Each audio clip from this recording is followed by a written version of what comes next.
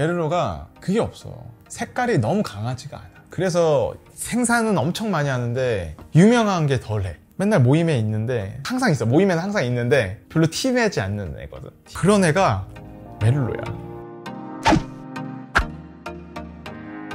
안녕하세요, 반갑습니다. 진스와이페랑입니다. 오늘 품종별 취향찾기에서는 메를로 또는 멜롯이라고 불리우는 포도 품종을 준비했습니다. 여러분들, 메를로에 대해서는 얼마큼 알고 계신가요? 메를로라는 포도 품종은 프랑스어에서는 이제 블랙버드라는 뜻에서부터 나오게 됩니다. 검은새죠. 이제 한국말로는 티티새라고도 이렇게 나와 있던데, 블랙버드가 메를로의 포도를 보고 많이 이렇게 따먹었다고 합니다. 그래서부터 시작된 어원이기도 하고요. 메를로는 사실 많은 국가에서 와인을 생산하는 되게 유명한 포도이기도 합니다. 하지만은 여러분들께서 접하실 때는 사실 까베르네 소비뇽이나 쉬라즈에 이렇게 묻혀가지고 메를로라는 포도 품종을 많이 보시지는 못하셨을 거예요. 그 이유 중에 하나가 프랑스나 이태리에서는 사실은 와인을 블렌딩하는 품종으로서 많이 알려져 있습니다. 특히 프랑스의 보르도에 가시게 되면은 지롱드 강을 중심으로 해서 좌측에 있는 자완이라고 표현을 하는데, 그 동네에서는 이제 까베르네 소비뇽 베이스로 해서 메를로 품종들을 많이 쓰고 있고요. 또 우한으로 해서 그 지롱드 강 중심에서 우측으로 가게 되면은 그쪽에서는 이제 메를로라는 포도를 집중적으로 많이 쓰면서 다른 품종들을 섞어가면서 와인들을 좀 생산하고 있어요. 그렇기 때문에 이제 메를로라는 포도 품종이 블렌딩에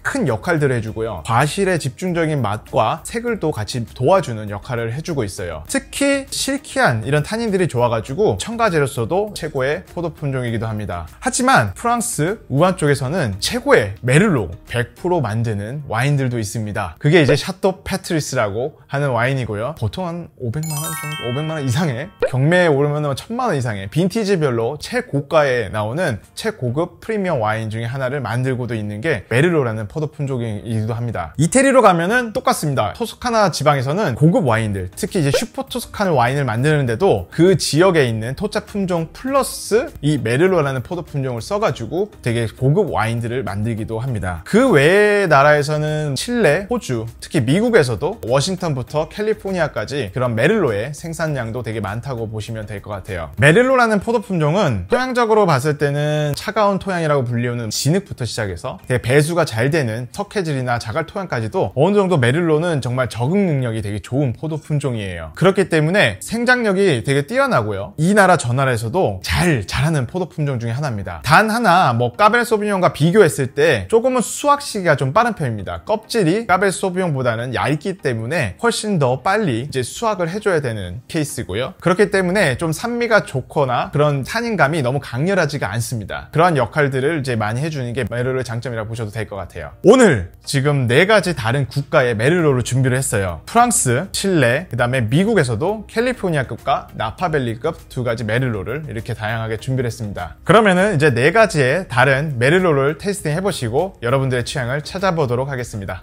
네, 색상을 한번 보도록 하겠습니다. 첫 번째 준비된 와인은 프랑스에 있는 메를로를 준비를 했습니다. 2019년 빈티지고요. 두 번째 와인은 칠레에서 나오는 2019년 빈티지 메를로를 준비했습니다. 세 번째, 네 번째 와인은 2가지 다 미국 와인인데요. 세 번째 와인 경우는 캘리포니아에서 나오는 2018년 빈티지 메를로고요. 네 번째 와인은 미국 캘리포니아 나파밸리에서 나오는 2018년 빈티지 메를로를 준비했습니다. 색상을 한번 보시면은 첫 번째 프랑스와 칠레의 경우는 2가지 색상은 거의 많이 흡사하다고 보셔도 될 것 같아요. 투명하고요. 중간 보랏빛 색상들을 2가지 다 잘 보여주고 있습니다. 칠레 쪽 색상이 조금 더 밝은 느낌은 있지만은 보랏빛 색상으로서는 같다고 보셔도 될 것 같아요. 세 번째, 네 번째 와인도 한번 보도록 하겠습니다. 세 번째, 네 번째 와인 경우는 첫 번째, 두 번째 것보다는 확실히 보랏빛 계열이 아니라 루비색 계열로 조금 더 진한 색상을 보여주고요. 투명한 색상은 같으나 조금 더 중간빛 루비색 계열을 보여주고 있습니다. 오히려 3번 미국 캘리포니아는 조금 더 진한 루비색을 보여주고 있네요.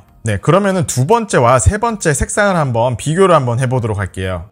두 번째 칠레의 메를로 같은 경우가 이게 보랏빛 색상이고요. 세 번째 캘리포니아에 있는 메를로 색상이 약간 루비 계열의 색상입니다. 2가지 색상이 좀 비슷해 보이실 수도 있지만은 캘리포니아 쪽 색상이 조금 더 진하다고 보시면 되고 약간의 갈색빛이 더 돈다고 보시면 될 것 같아요. 루비 색깔을 좀 여러분들께서 보실 수가 있으실 것 같아요. 네, 첫 번째 준비된 와인은 프랑스 랑고독에서 나오는 로제마제 메를로를 준비를 했습니다. 한번 향과 맛을 보도록 할게요.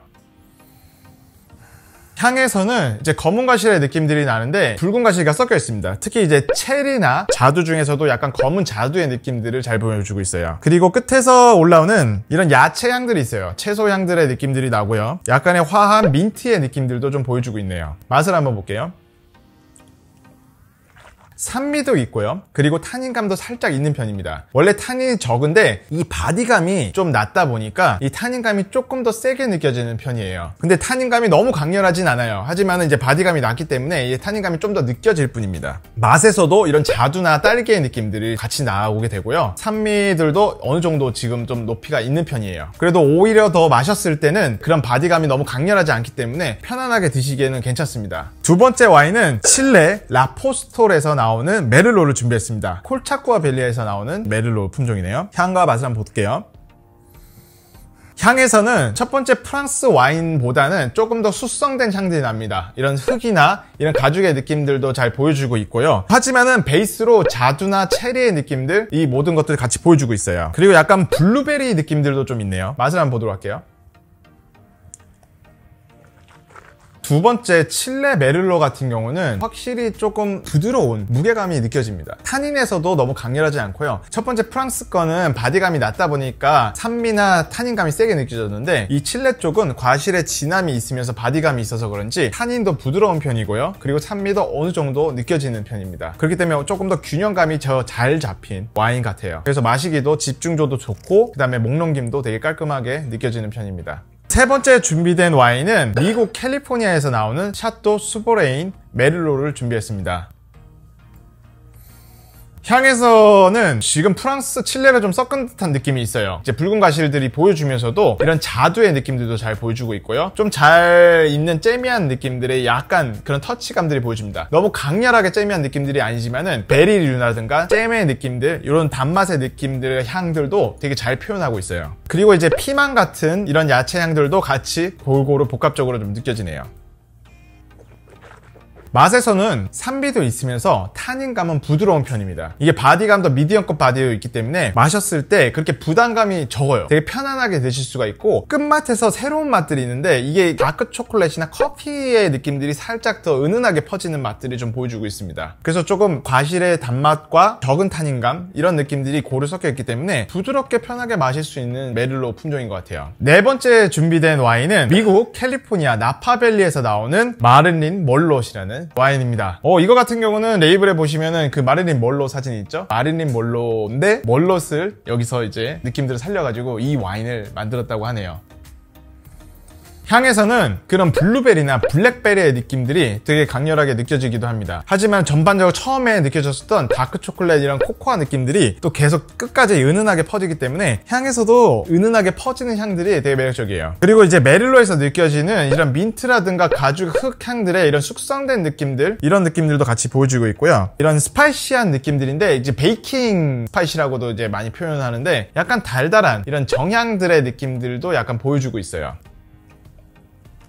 바디감은 미디엄에서 풀바디예요. 바디감이 어느 정도 있기 때문에 힘도 되게 좋은 편이고요. 입안에서 끝에 느껴지는 이런 타닌감도 살짝 좋습니다. 많이 타닌이 거칠지가 않아요. 2018년 빈티지인데도 불구하고 산미는 있는데 타닌감이 그렇게 너무 강렬하게 느껴지지 않습니다. 오히려 메를로란 품종의 이런 색깔들을 되게 잘 보여주는 되게 부드러운 실키한 느낌들의 타닌들을 좀 보여주고 있어요. 균형감도 좋은 편이고요. 전체적으로 산미, 당도 이런 알코올의 느낌들이 입안에서 이렇게 둥글둥글하게 잘 넘어가는 와인이기도 합니다. 오늘 여러분들께서 4가지의 다른 메를로를 드셔보셨어요. 메를로의 경우도 전 세계적으로 나다 보니까 같은 포도 품종이지만은 다른 스타일을 많이 보여주고 있어요. 여러분들께서 메를로를 2가지 타입을 나눌 수가 있는데 메를로는 첫 번째 좀 약간 타닌이지만은 좀 부드러운 스타일이 있고요. 다른 하나는 좀 부드러운 타닌은 맞는데 조금 바디감도 있고 과실의 진한 단맛이 조금 있는 느낌들을 보여주는 게 또 메를로기도 합니다. 그래서 오늘 여러분들께서 보셨던 것은 이제 프랑스의 경우는 조금 더 되게 부드럽고 가벼우면서 신선한 메를로였어요. 그래서 편안하게 드시기 좋은 메를로였고요. 칠레에서 미국으로 갈수록 조금 더 잼미하면서도 과실의 단맛을 보여주는 이런 메를로를 많이 보여줬습니다. 그래서 좀 진한 단맛과